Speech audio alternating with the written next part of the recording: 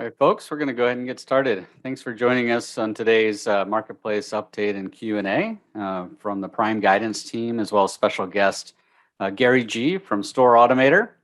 Gary's going to be walking us through a topic of channel diversification, which is something that we've been pushing very hard here at the Prime Guidance team to encourage our clients to expand into other marketplaces. And there's always a lot of questions. When do I expand? What products do I put it on each marketplace? How should they differ? Just so many different questions that we're always talking to our clients about it, and I thought I'd get an external perspective to share with all of you. So Gary, I'm going to turn it over to you if you don't mind introducing yourself and sharing your screen, and we'll jump right in. Great. Thank you very much, Steve, first of all, and all Prime Guidance team to have me on this monthly expert series. I'm really happy to be here and kind of share my expertise about e-commerce in general, but something that I really value as a phrase for a business, for e-commerce businesses. It's called channel diversification. So I will be talking about today about channel diversification. What is channel diversification? Why is it important? And where to start, kind of give some insights to our audience, and hopefully will be helpful insights for our audience to apply to their businesses. So at this point, I have a presentation that I want to share with our audience. I will be sharing my screen. Please give me a second. So again, my name is Gary G. Erkovan. I am the co-founder, actually, and the CEO of Store Automator. Store Automator is a e-commerce automation software. We specifically work with medium to large companies to kind of help them with their digital sales, with their operations across different digital sales channels that they may have, and also working with the solutions that they use running their other operations, such as the ERPs, shipping solutions, pricing solution, and so on. So again, today I will be talking about channel diversification. Go ahead, Steve. Well, I was just going to say, and by the way, for those of you watching, this is not going to be a sales pitch by any means. Gary's going to be jumping right into all of the need to know things that are going to be valuable to you. But we trust Store Automator as a company. Prime Guidance has referred some of our clients to them for very complex, challenging situations, and they've really exceeded expectations for us and the clients, being able to make things happen and to seamlessly communicate across multiple channels. So just wanted to say that before you jump in, Gary. Yeah, thank you very much, Steve. We really love to work with Prime Guidance on different customers and the customers' needs, and we will be continue working hopefully in the future. So again, today I will be talking about the channel diversification and why the channel diversification is important for merchants to consider and how to do that actually. So the definition of channel diversification, when we look at in Google, it will be the practice of actually listing your products in goods and services on various different platforms and to maximize the reach. And these channels can be different digital spaces where the customers can engage with these brands and they can buy from these brands. It can be the store's websites or the brand's websites. It can be these marketplaces, the Amazons, eBay, Walmart, which is the main marketplaces that most of the merchants are selling at, but also the social media platforms that they're doing marketing or advertising, or other marketplaces, which as a company we support and help our clients to sell at. So when we talk about the marketplaces, the three marketplaces that come into mind would be the Amazon, eBay, and Walmart for merchants. And the reason is Amazon is not the marketplace that started the marketplace business in the first place. Maybe the eBay was the one that bring that concept of selling items from multiple sellers, and also connecting them with the buyers and creating that commerce between buyer and the seller. But when over the years, when Amazon started as a bookseller first, but adapting the other categories, they start to be gaining the market share. And their market share keep growing over the years. And currently, they keep 41% of the sales generated in the year 2021 by Amazon Marketplace alone. And that follow with Walmart, and that follow with eBay, which is, again, one of the marketplaces that started the marketplace business in general. But other than these three main marketplaces, there are a lot of other marketplaces merchants can consider and sell and show their product at and list their product at. So, for example, Target in the year 2021, 2% of all revenues that generated from the e-commerce actually happened on the Target marketplace. But each marketplace has their own kind of needs and consideration. In the Target marketplace case, they are much more selective compared to some of the other marketplaces like Amazon, Walmart, or eBay. What kind of merchants that can be on their marketplace, what products from that merchants can be sold on their marketplace for their customer base. They have a different approach to the marketplace business. But in addition to that, there are some other marketplaces such as Wayfair, Etsy, which is niche marketplaces because they are focused on a specific audience. So, for example, Etsy, it's a great marketplace for products that kind of fall into a crafts category or art category, unique items, or the items that require some kind of customization before reaching out to the final consumer. In the meantime, Wayfair, which actually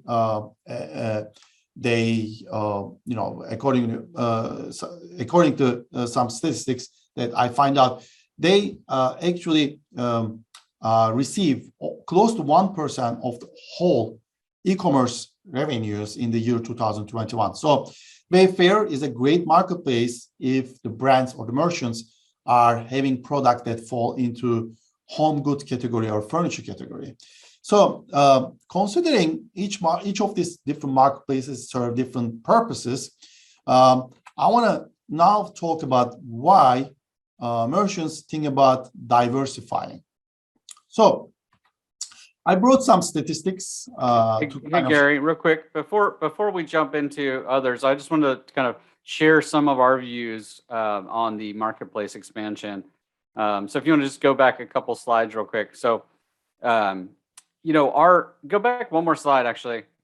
So our philosophy, our prime guidance is don't spend your time and energy expanding into many different marketplaces if you haven't done 80 to 90% of what you need to do on a big marketplace like Amazon. Because if you're going to take a good chunk of your team's time and start expanding on marketplaces that are only going to potentially get a couple percent of your total business, I'd rather see you grow your Amazon business more.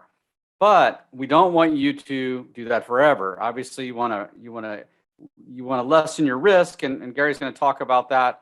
But generally speaking, most of our clients will find that Walmart is the number one, marketplace to expand to after Amazon because it's the fastest growing and it's the number 2 marketplace domestically.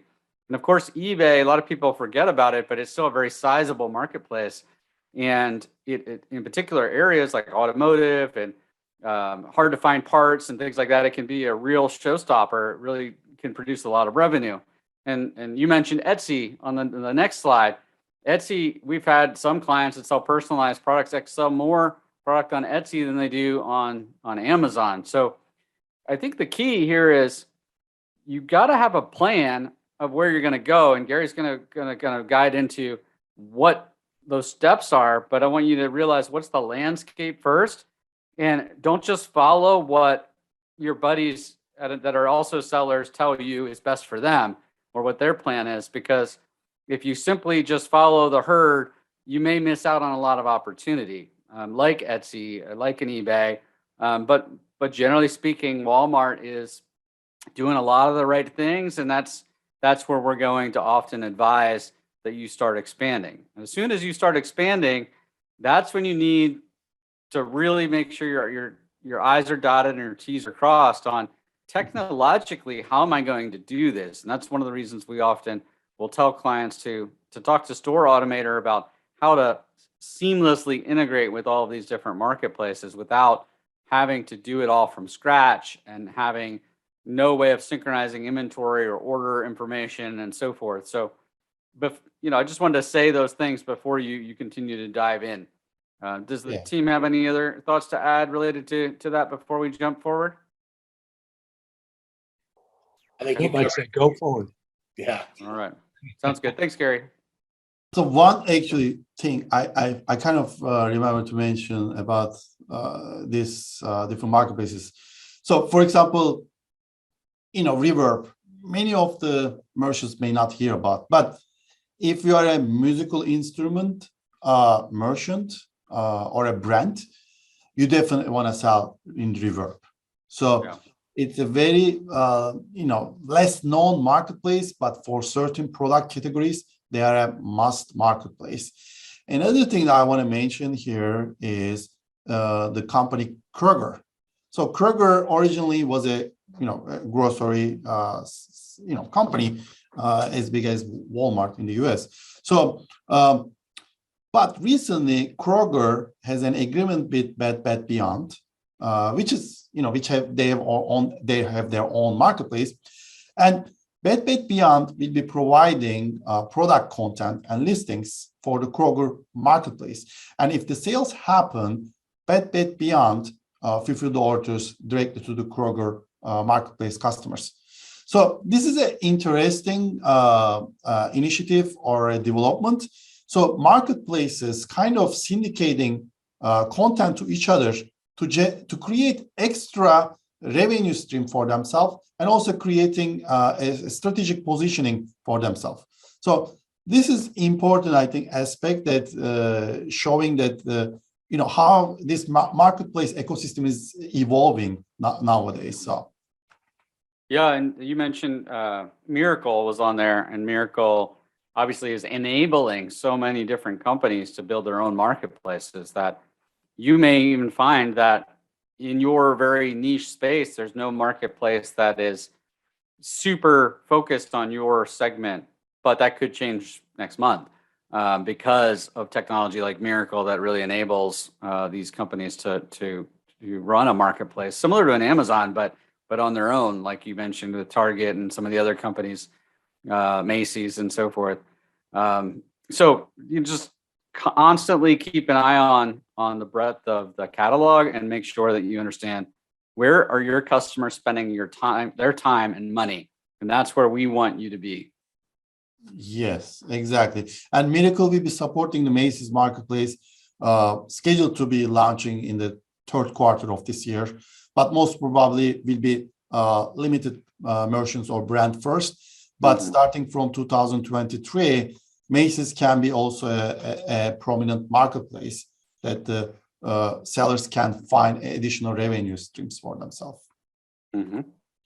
So now, since we kind of understand what is really the channel diversification can mean, so let's look at this graph and step back, because this graph kind of shows the overall e-commerce growth. And as you see, from 2019 to 2020, there was a big spike in the e-commerce growth in general because of mostly the COVID-related factors. But after that, kind of flattened. But in the meantime, the multi-channel e-commerce among the whole e-commerce sales gradually taking the lead. That means more of the shoppers, they looking for multiple platforms before they making a purchase for a product. That means the customer's journey buying the products is changing. So 80% of the buyers nowadays, they research the product before even going to a store, talking to a sales rep, or going to a site and buying that product. And when they are doing that, they are using multiple platforms. So nearly half of these shoppers, they're looking at Amazon website to make a discovery and research about the product. They may use Amazon platform at the end to make a purchase, but they also may be looking at the Google and searching the same information from various different marketplaces to make that purchase. So being in different channels or marketplaces, it's very important for merchants for reaching out a bigger audience. So why again to diversify? Why the merchants think about the diversification? So as obviously it's about first reducing the risk. So relying on only a single channel, let's say their online store, is limit their ability to grow. So in our previous slides that I mentioned, Amazon has 41% overall e-commerce sales in the US. And this is a massive audience. So brands should be not missing out that. However, as great as the Amazon is, other channels exist, as we share too. And there is a for good reason, because selling only Amazon can be complicated and costly in some cases, because Amazon knows the sellers value their audience. And Amazon not going to give this audience for free. They will be asking for a charge on this, charge a premium for these online sellers to be on their platform and selling, through various different fees, such as, a commission on sales, advertising, sponsor ads, or using their FBA service and paying for their fulfillment fees and so on. So one of them is, creating a less risk. That's the reason that, merchants think about diversifying. Another one is reaching out to new customers. As we mentioned, every marketplace or a sales channels have their own audience, and having a presence in each different places will give these merchants an advantage of reaching out to this new customer and hopefully creating a growth. And in some cases, they may see a better margins in different marketplaces, because again, every marketplace has their own audience. They have their own expectations. Some of them are price sensitive. Some of them are looking for quality product. Some of them looking for a trust that they can read and buy before, from another person in that platform. That's why merchants always think about diversifying. I have actually one real life example and kind of related to my story, because in addition to being a co-founder for Automator, I've been a third-party seller, or a seller in a way, for years. And my e-commerce journey started actually originally as a seller selling prestige beauty products on our own marketplace and eBay first. But over the time, which was this story starts, early 2000, over the time, what we started to be seeing is just selling on our own website, we were missing the opportunity of creating more revenue. So we started to be opening stores in other marketplaces, such as Amazon, for example.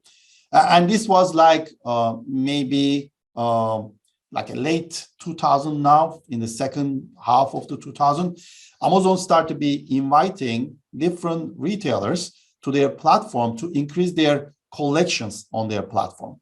So this company that I was founded, together with my wife, invited to Amazon to sell in their beauty category, because Amazon looking for expanding the beauty category. And we actually take our product catalog with, product catalog include multiple brands, thousands of products from various these brands and syndicate them to Amazon platform to kind of create them that additional catalog that they can show to their customers and create sales. And at that time, buy box thing was not one of the offering that Amazon has. So just like eBay, we were selling items as the only seller. And that was great. We were creating great revenue, great margins we have at that time.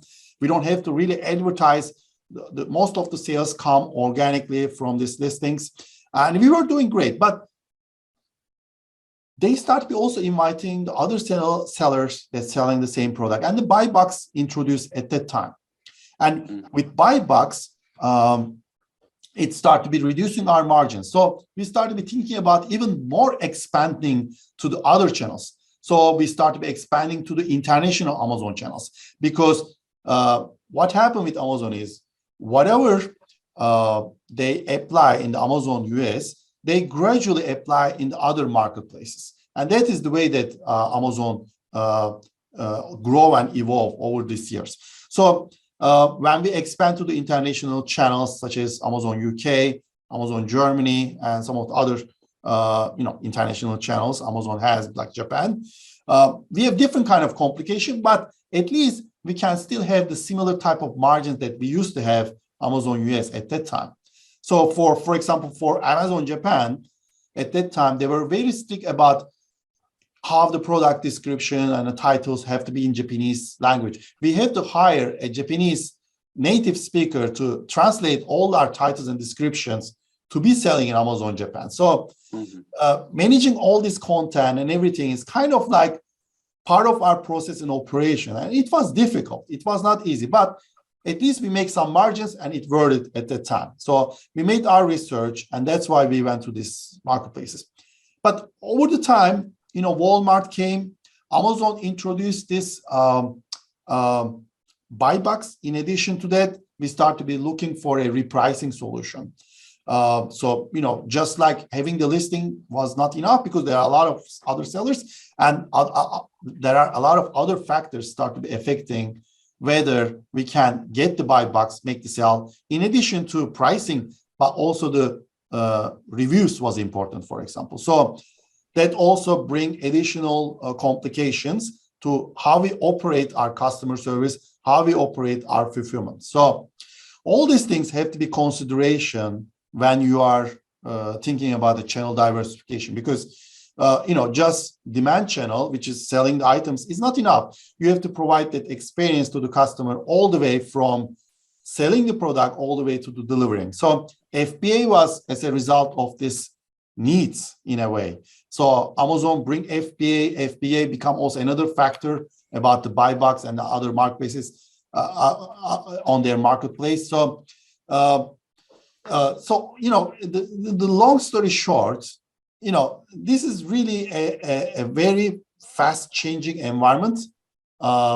Adapting to these changes required, a good planning, good resources, good tools, and expertise, because just the tools are not enough. Every marketplace or channel has their own complications, and the experts how to operate in these marketplaces will be using the tools to make that happen. So you bring up a good point there, Gary, on having guidance on what to do different in each marketplace is very important. And we oftentimes see when a client moves in what I call lift and shift from Amazon to Walmart or Amazon to eBay or whatever, they oftentimes assume that, well, I already kind of perfected this on Amazon. I can just copy it and do the same thing in all of these other marketplaces.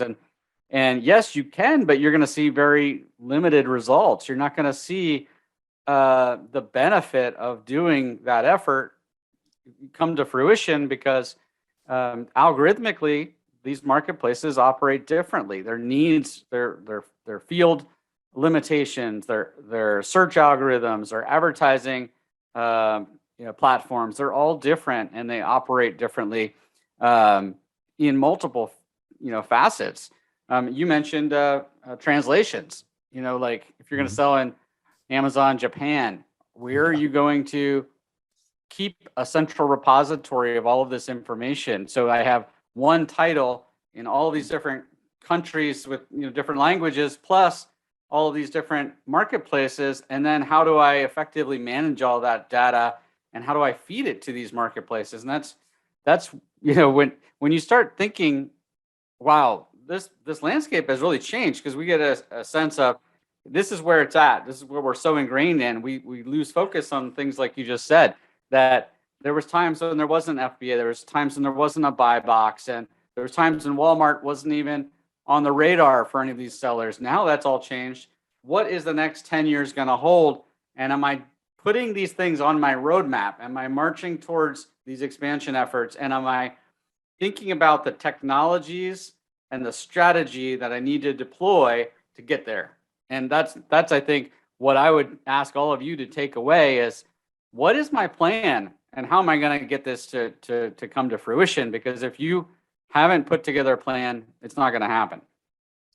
And Steve, I would add to that too, that in just the last 30 to 60 days on Walmart, look at the changes that have happened. It's very difficult to keep up, and then as you work on the account and you're doing advertising, you're searching and you're doing your research, I'm constantly seeing algorithmic changes on Walmart and how they treat titles, and having a tool like Store Automator and again, this is not a sales thing, but working from an efficiency standpoint, having the most impact with every minute of your time. When you find these trends on Walmart or eBay or Amazon in these changes, having a tool that you can go make a quick change, apply it and upload that, and then 24 hours later, let's look at the change, and not have to do it through different feed files and have some of the issues that we all know that we have whenever we do things specifically on Amazon or Walmart. In my opinion, having a good tool in your tool belt, it's a dramatic impact on your business. Definitely agree. It changed overnight, like you said. For example, Amazon now require every solution provider integrate with their new API, SP API. And it's a must. Every solution provider that work with them have to be migrated there. And not only that, every day they are changing their attribute requirements. If you are specifically selling, for example, in apparel category, the attribute requirements keep changing. And the reason is, when they started Amazon, they started as a bookseller. And there maybe the taxonomy at that time will make more sense to a category of book selling. But later on, when they start adding different categories, that categorization or taxonomy or the logic behind it have to be kind of evolve. And that's the reason that they keep changing their attribute requirements, category requirements. And same thing applied to Walmart.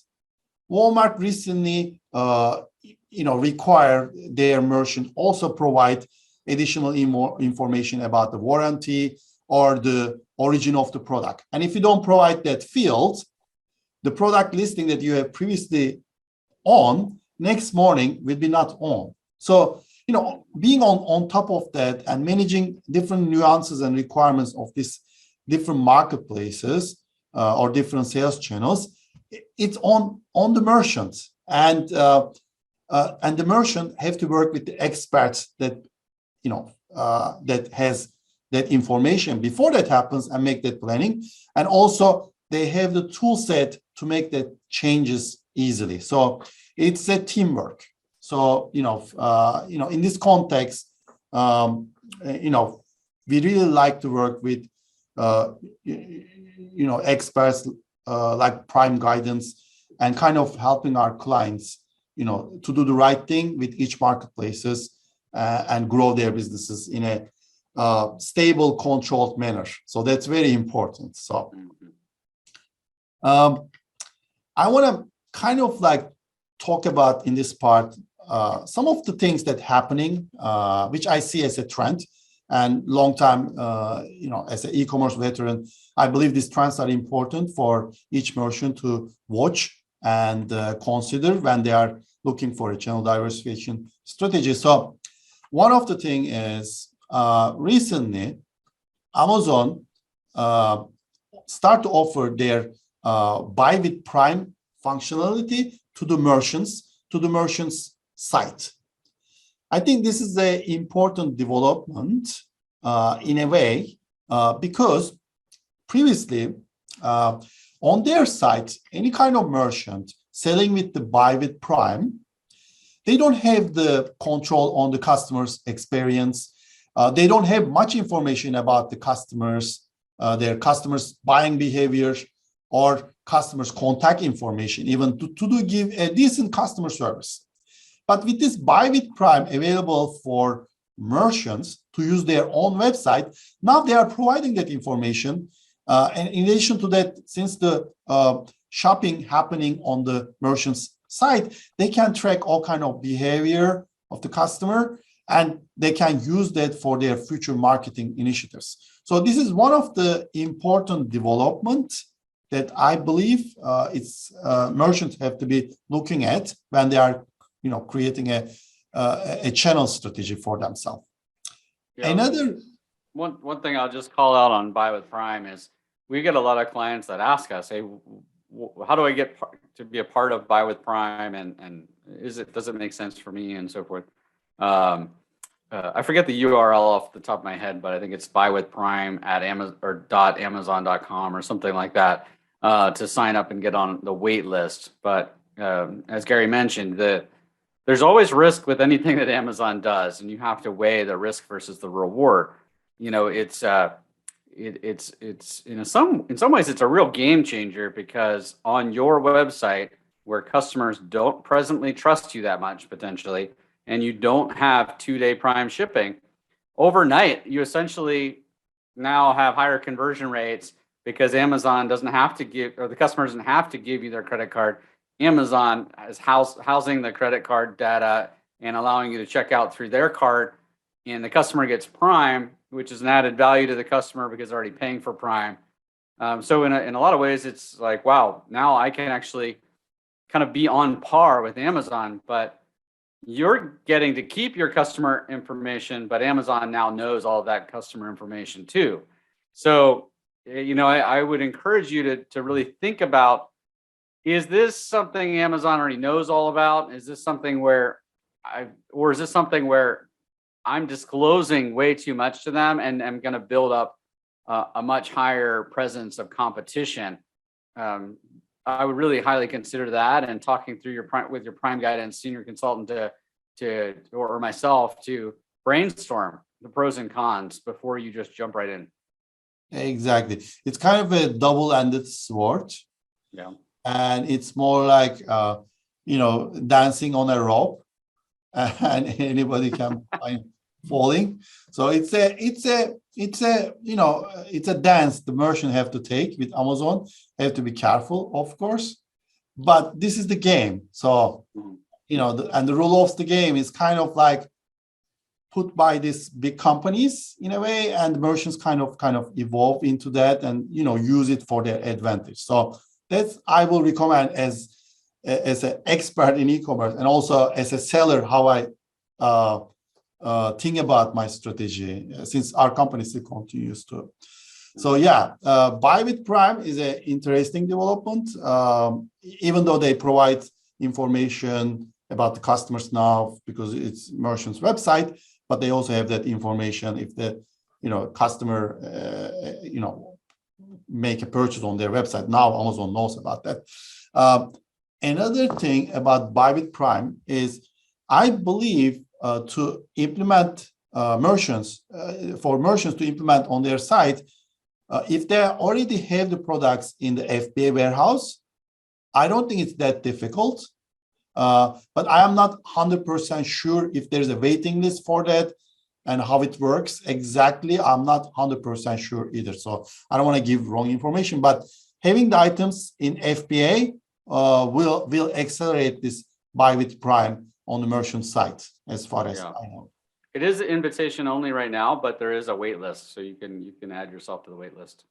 Another thing, what I believe is Shopify and Amazon kind of in a competition to get edge, against each other, to be the one platform that customers or the shoppers use to make purchases. So they are working at different strategies because the Shopify is a shopping cart, and they have a lot of merchants that using their platform and create a site. But they also looking for a way to control the whole customer experience funnel, all the way from buying the product to fulfilling the product. So in recent years, Shopify was working on their own fulfillment network. Mm-hmm. And I cannot say they were, extremely successful about that. But they know that also for their continuous presence and existence and not get dominated by Amazon, they have to do more about that. And recently they acquired this fulfillment startup called Deliver. And this is another development I believe merchants keep in mind when they are considering the channel diversification. Because again, channel diversification is about not depending on one channel and reducing the risk. And reducing the risk may involve also not only the where you sell your product, but how you fulfill your orders. So from that point of view, this acquisition was an important consideration, I believe. Yeah, one thing I would say on that before we move off is, how does that differ between Amazon?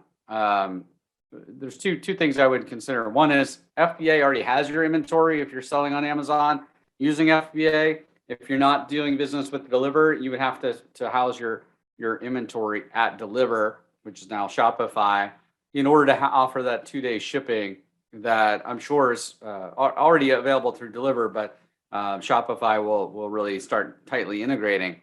Then what's the delta? What's the difference? And I think the main difference would then be, does the customer take the time to create an account with you or use Shopify payments in order to transact on your site? Is it trustworthy, and is it easy for them to transact? That's the one question I would have there. Otherwise, it's essentially kind of putting them on par between the two. And as you mentioned, Gary, they're kind of fierce competitors at this point, and I think they're both kind of trying to win at this game and be more,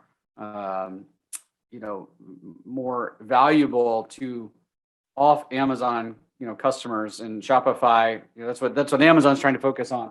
Shopify has been focused on that all along, but was never very competitive. Now I think this is definitely going to help them in a big way. Yeah. But building a fulfillment network is a costly thing. It will take years for them, even decently compete with Amazon. Amazon take years to build their fulfillment network, but not only that, they have their own logistic network that they do the deliveries all the way to the houses. So, kind of a different approach. Hopefully, there is two different companies and competing each other. It's good for the whole overall community and merchants. So I like this actual development, and Shopify. Competition's good. Yeah. Yeah, competition's good. And then another thing is they call their next day, second day delivery, Shopify, they call it Shop Promise. It's very similar to, Buy with Prime, but also, another definition there, which is kind of a same thing actually with the different companies. They're trying to do the same thing. So Shop Promise is the name that the competitor to Buy with Prime. So I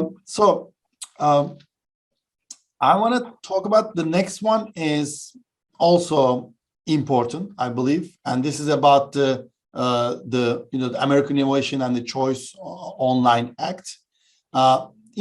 Congress was lingering about kind of depowering the tech, the big tech for a while now. But last year they introduced this bill, and this bill started to be discussed more and more now in the e-commerce communities because it's targeting only 5 companies: Amazon, Apple, Google, Facebook, and Microsoft. Amazon is the only retailer among these 5. And it's actually designed to level the playing field between the small companies and large companies like Amazon. And the way this bill it may affect Amazon is in a similar way that how Amazon operates in India. So in India, the government doesn't allow Amazon to sell directly to the consumer, but just become a marketplace operator. So in a similar sense, if this bill accepted as it is, Amazon may not be selling as a retailer on their own marketplace platform. And this is really a degradation of value that Amazon offers to their consumer. It's very, very risky thing that if accepted as it is for Amazon. But also, this will also prevent Amazon kind of offering additional services such as FBA, sponsor ads, and the Prime to this same customers on the same platform to kind of get that additional edge against other sellers. This is also another thing that Amazon have to consider when they are going forward. And I believe Buy with Prime and offering them to the merchant side kind of was a counter initiative by Amazon, kind of maybe work against this development that's happening, which is kind of threatening their presence in a way in the retail space. So yeah, this is an important one also the merchants should think about when they are determining their channel strategy and how it may affect their business. So the next thing that I want to mention is some development from another, I will say, demand channels. And the reason I call demand channels is Google is a platform that shoppers look for or discovering products. In some cases, directed to the sites that selling the products. So it's a medium that is important for the overall e-commerce ecosystem. Recent event, the Google Marketing Live event, Google made an announcement, and the announcement was about how their approach to the e-commerce strategy is kind of changing again. And Google actually never come up with a very good strategy how to benefit from the overall e-commerce and e-commerce related operation and fulfillment and other things like Amazon do, but they were mostly on the ad side. But once Amazon introduced the sponsor ads, Amazon advertising product, they start to be losing on that edge to Amazon. So what they did is a couple of years ago, the Google Shopping Ads, which is a product that they evolved from a Frugal. At the time they call it Frugal. Later on they call it Google Express, but later on become Google Shopping, part of the Google AdWords Shopping Ads, which merchants have to pay to get that clicks. Recently, like a couple of years ago, they make that part of that as a free listing. So merchants, as long as they syndicate their product feed to Google Merchant Center for their catalog data, they can show off their product as a free listing, get traffic to their site, and generate orders from it. And in addition to that, they also bring a product called Buy on Google. Buy on Google was an initiative Google tried to create their own marketplace with the merchants that are syndicating data to their Google Merchant Center.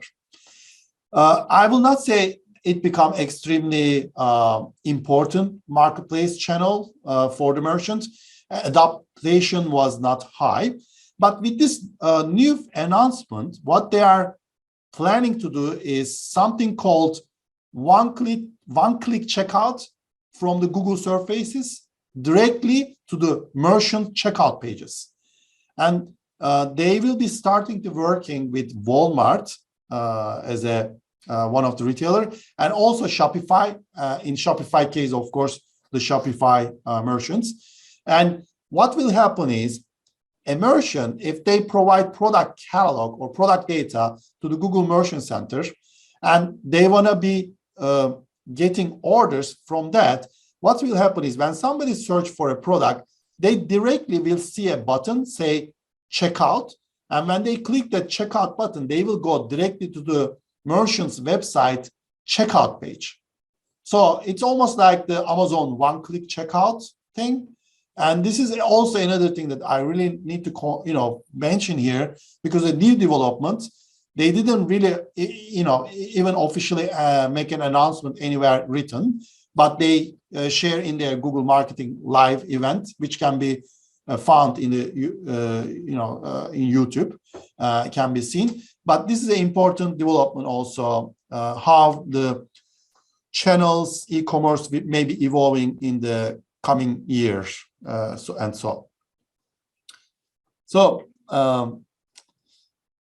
in my Hey Gary, real quick, question on that last topic.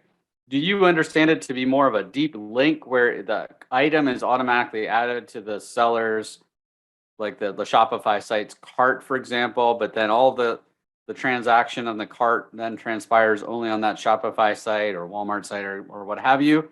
Or is Google, somehow, utilizing a checkout process themselves? As far as I made research about this, is the first one. It's directly add the item to the cart that the customers see on the Google surfaces, either it is the Google search or a YouTube or whatever Google owns, and then do the checkout through the merchant's regular checkout. Okay, so it's almost like a value add for Google, just so that they can be more important for advertising, essentially. So if you're making that seamless transaction, you can charge more for advertising. Exactly, because they kind of eliminated extra steps, and in that case, that click may be more valuable. And since they are kind of the leader in the pay-per-click ads for shopping ads, I'm talking about. This is actually important improvement that kind of like may help Google, but may also help the merchants in a way. So I kind of like this development in a way, I will say. Yeah, especially since a lot of Shopify sites or just any e-commerce sites, they're not as keen or aware of all of the different purchasing funnels where people have breakage. So they don't always know that customers aren't adding to the cart because of some purpose, or they add to the cart but they don't transact because of another purpose or something. If they can put them right to the deepest part of the checkout where all they have to do is enter their credit card information, it takes a lot of the things that the small e-commerce sellers don't quite understand, and helps them make that transaction without all those barriers, I would imagine. Yeah. And this is in addition to the other things that they are doing. So Google recently providing the pricing intelligence to the merchants. So as long as you are providing a feed to Google Merchant Center, you can get some insights about the products you offer from Google, and they give you insights about anonymously how that product being sold by other merchants. So that's one of another value that they were giving recently to the merchants. In addition to that, they also mentioning about giving additional information about how to improve the experience on the merchant side by improving the product data. Google will be also providing some kind of insight about that. Again, this will be only available, for merchants that work directly with the Google Merchant Center, provide product data, and implementing that recommendation to the merchant side. Again, required expertise and also tools to make that happen. So again, this is another thing that really merchants should be looking at when they are thinking about their channel diversification strategy. Yeah. So I talk a lot about channel diversification. What is the channel diversification is about? Why merchants need to think about the channel diversification even more. But it's a big project, big job, and where to start is next thing I want to talk about. So, of course, in any kind of process, market research. As we previously mentioned, each marketplace or channel has their own audience. This audience has different requirements. Some of them looking for a good price. Some of them looking for a quality content. Some of them looking for a good fulfillment experience. Some of them looking for a trusted reviews. So, before the merchant starting even getting into a strategy that start their channel diversification, which channels make the most sense for them efficiently and profitably expand. So, as you mentioned earlier, Walmart may be a good marketplace for some of the merchants if they are selling certain type of categories and Walmart is strong at, and they are selling the products that resonate with the Walmart audience. Most of the time, it's known as more price sensitive than the Amazon audience. But in the meantime, if they are selling a niche product, they should consider which marketplace will make the most sense, because each marketplace will bring its own complications. It will require its own resources, and the return from all this investment have to make sense at the end to expand to that channel, and that required a research. And I call it 3RP because it's as long as this is the right product, the right prospect, and the right price, that will bring revenue, profitable revenue, which is most important than creating just revenue. So, so the market research is the first step. And by the way, when you're researching, a lot of times I find people, they get hung up on, well, who's the biggest marketplace? I should play there. And they don't do these research steps to find out where I really should be putting my products. And you gave an example earlier where you expanded in global Amazon marketplaces because they didn't have the same limitations and competitive pressures. And that was what was good for you from a profitability standpoint. Maybe from a top line revenue perspective, that wasn't necessarily the best approach, but from a profitability standpoint, it made a ton of sense for you. And in other cases, it may be more about where is my competition not very strong, where I can win. So for example, one site has 10,000 competitive products and another has 100. Where am I more likely to succeed? So, it's not all about top line revenue. It's about, share of market. It's about profitability. It's about where your customers are spending their time and money, where you can truly connect with a new customer that's hopefully now newly acquired and becomes brand loyal, that wants to then later engage with you directly through your own e-commerce website or other channels. All of those things need to be taken into account. Exactly. Market research phase, I believe in this process is the most important part, and that make you either win or break, and have to be truly, researched by an expert for each of these channels in some cases. And I really recommend spend some time before putting your leg into this water, because it may be very costly if there are wrong decisions are given on this market research phase. Mm-hmm.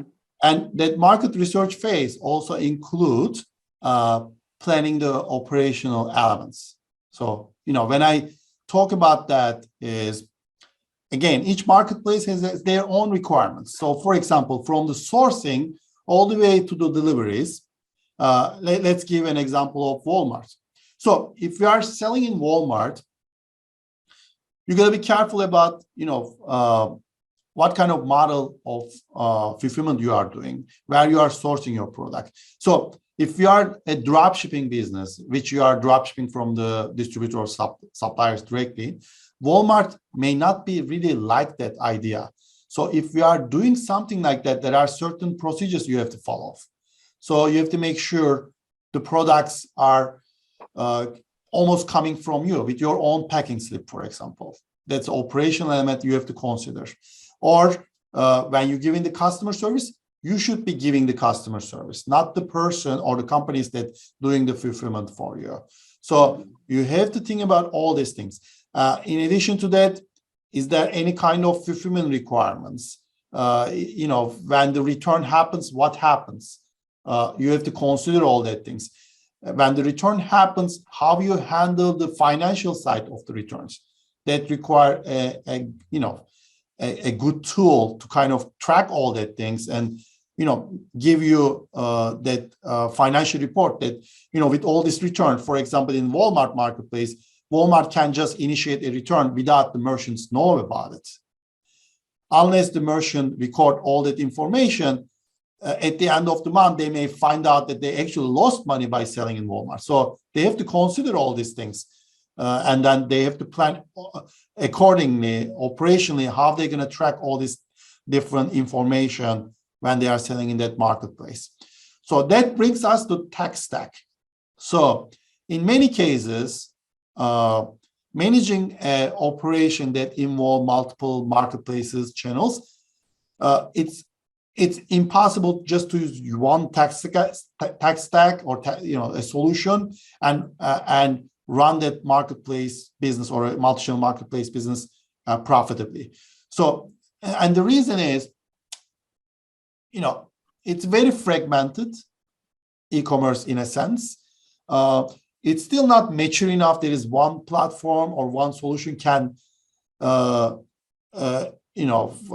at every details of every requirement of running a multi-channel e-commerce system and cover every part of e-commerce companies need, because e-commerce companies need a good inventory system, track the inventory across different marketplaces and synchronizing and consistently updating. They need a good order orchestration forwarding system. That's maybe a different stack. They may need a good pricing solution if there is a competitive element is in that marketplace, which is Amazon and Walmart, for example. But eBay, they have their own listing. They don't have to worry about that. In the meantime, they have to also consider a solution that can kind of handle all the fulfillment needs of these different marketplaces, a shipping solution like ShipStation, for example. So, multiple tech stack have to work together, integrated together to make that smooth operation for these companies. And that's another consideration that the merchants have to look when they are determining their channel diversification. And before they look at, before they kind of choose a tech provider, understanding what are the requirements they have is important. So for example, some of our clients that have used you have a store automator have been able to take advantage of, for example, virtual SKUs. So where you can virtually create a bundle of products that are each individually dropped to the fulfillment channel accordingly, but it looks like it's a bundled SKU. And that's something not everybody can provide, but for some of our clients, that's been a real game changer, adding a huge percentage of business to their sales portfolio. And also parsing that virtual kit into individual items and forwarding for operational requirements, because in most of the cases, these items are kept in the warehouses in different shelves. Yep, exactly. This is important. So everybody has their own unique set of requirements that if they're not gathered ahead of time and understood, can this meet my needs, you may be severely disappointed down the road if you choose the wrong provider, or even if you choose the right provider, you may have completely set up the tech enablement wrong. It may not have been kind of properly configured to enable what you really needed to do. Yeah, and this required again, a good planning, which is before even starting to be thinking about which channels to go for actually. So I have a couple of more slides, not too many anymore, but one of the thing is I was trying to go over during this whole presentation is for a successful e-commerce, these three pillars, I call it, demand, the supply, and the fulfillment. It's very important. And when think about the channel diversification, I don't only think about diversifying different marketplaces or channels, but also thinking about how to diversify, in some cases, my supply channels. So am I depending on one supplier or a distributor or manufacturer? Because what happens is when the act of nature, COVID happens, a lot of supply chain networks are kind of broken. And still it's continuing actually. We have still problems with supply chain. So if the merchant, at least, even small or big, kind of consider a plan, a contingency plan, what happens if my supply is cut, what can I do? That's very important. And that's why I do recommend, when coming up with a good plan for channel diversification, not only think about the demand channels, which is the marketplaces and their brands or retailers on website, but also their supply chain, the distributors they work with.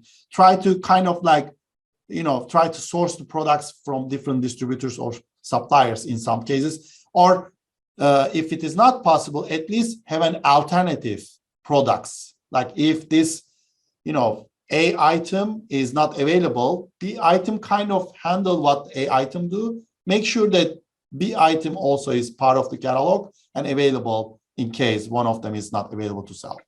Another thing that we commonly recommend is that clients that are using FBA or WFS, for example, with Amazon or Walmart respectively, have a backup merchant fulfilled source as well. So if you, whether that's through your own warehouse or a company like Deliver, whatever it is, that if you do run out of stock in one particular warehouse location, fulfillment location, you've got a backup in place that can either be toggled automatically through a solution like Store Automator to automatically switch when it runs out of stock to the other fulfillment method, or have duplication of SKUs so that you've got another SKU that can fill the buy box as soon as one runs out of stock. Those are the types of contemplations that you need to make so that when you start accelerating on these marketplaces, you don't climb the ladder and fall off, as I like to call it. You're able to continue to grow without inventory being the hurdle that keeps you from growth. Yes, exactly. And this is about the fulfillment diversification. Actually, on this slide, I want to talk about that. All these three pillars are kind of connected to each other in a way. If you're not already thinking about your supplier diversification, you may fail in the demand channel. And like you mentioned, you go up the ladder and then you have to fall because you don't have the items available to satisfy that demand. So in addition to that, for the fulfillment, definitely, when COVID hit and suddenly Amazon have to be prioritizing all the necessity items to kind of handle the crisis, they kind of stop shipping some of the items this merchant has in their FBA store, and they cannot even pull it back and do their own fulfillment. But some of these merchants, if they have the items also in multiple warehouses, like their own warehouse, a third-party logistic warehouse that they may be working with, they got an advantage at that time. So, merchants really have to be ready, and this kind of thing may happen. It can be act of nature, or it can be act of government too. Like I previously mentioned, the bill that the Congress is talking about, it's a act of human, and it may affect actually not only Amazon but the whole ecosystem of Amazon, all the merchants, all the third-party logistics solution providers, service providers, agencies. It may affect everybody. So, I call this. That's why interconnected commerce. It affects each other. When thinking about the channel diversification, they also need to think about the supply chain diversification, fulfillment diversification, and come up with a holistic plan, to be risk-free, not risk-free, but reduced risk business in a way.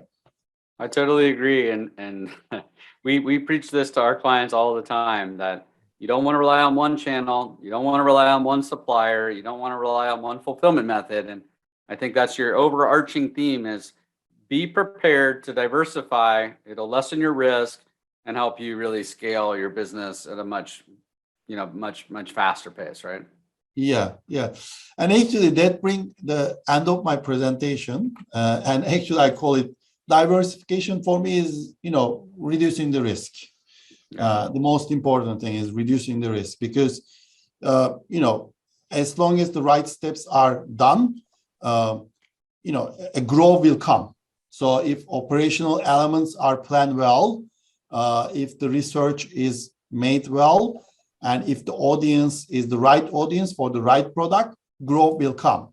But starting this diversification is actually, at the end of the day, reducing the risk and make the business keep growing. So this is the end of my presentation, Steven. Awesome. I hope it was helpful for our audience. It was extremely helpful, in my opinion. I really enjoyed it. And, for one more point to make regarding risk reduction is scalability or lack thereof is a risk in itself, right? So if you try and scale your business, but you're handicapped because you don't have technology solutions in place, or you don't have these diversifications of the market, demand channels with supply channels, with fulfillment channels, and you don't have all of the processes in place, you're risking your future growth because you may be handicapped by it. So I'd really encourage you to, if you haven't already, put together a plan of how am I going to take my business to the next level, and what does that involve? And that usually does involve all of those things. It's planning, where am I going to get new sales? How am I going to get new supply? How am I going to do more efficient fulfillment? And then what are the steps I need to put in place to make that happen? Because if you don't plan for the technology, you don't plan for the partners, you don't plan for the resources and staff that you need, you're going to have a bottleneck essentially. And that bottleneck is going to keep you from growing while your competition may have figured that out and they are able to leap ahead of you and put you in a severe disadvantage. So thank you so much for running through this, Gary. For the clients that are on the call, we really have some great proven success stories with Store Automator with our clients. If you'd like to hear more about some of those examples, please reach out to me, or you can reach out to Gary directly at storeautomator.com and learn more. So thanks again, Gary. Thank you, guys. Very nice to be here, and hope to talk to you again. So, anything else to add, from the other team members on the call? Sure. Just one quick thing to point out, that this was a real world thing that happened to anybody who was a seller 3 years ago as far as diversification. Remember when when COVID hit, what was the almost first thing that happened with Amazon? They shut down their fulfillment centers to receiving unless you were a necessary product. Mm-hmm. And now if you are not set to go for FBM, you are sitting on your inventory and not able to sell it once you are out of stock.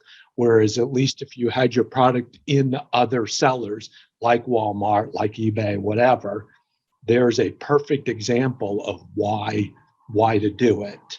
So there. Yeah. I think people, that's a good call out, Robert, because I think people kind of forget the nightmare that happened when all that, happened. Same thing, I guess, could be said for supply from China. if you were reliant on strictly China and all the ships are shut down because of COVID, and now the cost per container shoots up to 20 grand a container. I mean, how can I get this product domestically? How can I get it closer to me? How can I get it from multiple sources? And then, another thing comes to mind, which is, outside of our industry, but we've had some really big companies go under because they didn't realize, they weren't paying attention to the rearview mirror. So Blockbuster, for example, wasn't paying attention to Netflix coming up behind them, realizing that, hey, there's actually a new consumer behavior happening, and they didn't adapt. Well, that could just as easily happen to a marketplace. And if Amazon is leading to such a sizable piece of your business that if they were to go out of business, which I'm not predicting, by the way, but if they were to be impacted by something, whether it's going out of business, government, mandates, or whatever it might be, what's that going to mean to you, and how's your business going to survive and thrive in that environment? So position yourself for success. Steve, I had a client just this or last week who had a product, a good selling, very high profitable, that suddenly Amazon decided this category you needed permission to sell, and they were not accepting any more applications for it. They were totally dead in the water, with this item for it. We had another resolution for it, so it's worked out fine for them. But these are real world examples that happen every single day. Item suppressions, account suppressions. Think about products that customers who used to shop in a more premium environment, and now with gas prices, maybe they're shifting, looking for deals and clearance items and those kind of things. And, as we know, search on Amazon versus search on Walmart and other marketplaces is very different. So diversification, Gary, becomes a lot more important when your customer is shifting, right? And looking for better deals. And we didn't really talk about the importance of your own e-commerce channel in that diversification mix, but it's so important. You've got to engage with the customers directly from your brand. So, for example, your own Shopify site, your own e-commerce website, where you give them a purpose. Why would customers want to buy from you? Give them a reason. Give them better customer service there, better assortment, faster availability of brand new products, some sort of a unique experience that makes you special, so that when you do acquire these new customers through marketplaces, when the customers go to your website for a variety of reasons, some intentionally, can kind of be conceived intentionally, get them to the website and then give them a reason to want to engage with you. If you're not doing that, that's super important. And you should be trying to figure out, how do I engage directly with my brands? Because those customers are generally going to be more profitable. They're generally going to buy larger number of units per order, larger order size per order. Those are customers where you know all the details. You know where they live. You know what they buy. You can remarket to them. So there's a lot of benefit in that. But just don't spite yourself and say, I'm only going to sell on my own e-commerce website and give up all of this new customer acquisition and new exposure that you can get for your brand across all of these marketplaces, because you may very well get cut out of the mix altogether because the customer just finds a competitive product, never even realized your product existed because you didn't want to play there, in some words. So we've seen that before, and I don't think that's the right approach in most cases. Yes, exactly. So Google has actually just mentioned they're going to be also start to be showing the loyalty information on their product listings. Constantly, keeping that relation with your customer through your own website. Google trying to help the merchants in that department. So that's interesting development too, actually, I think. Awesome. Well, with that, I think we'll call it a wrap. But thank you so much, Gary, and all of the Prime Guidance team. Really appreciate it. I think it was a good conversation today. Thanks, everybody, for joining. Take care. Take care, everybody. Bye-bye. Bye-bye. Thanks, Gary.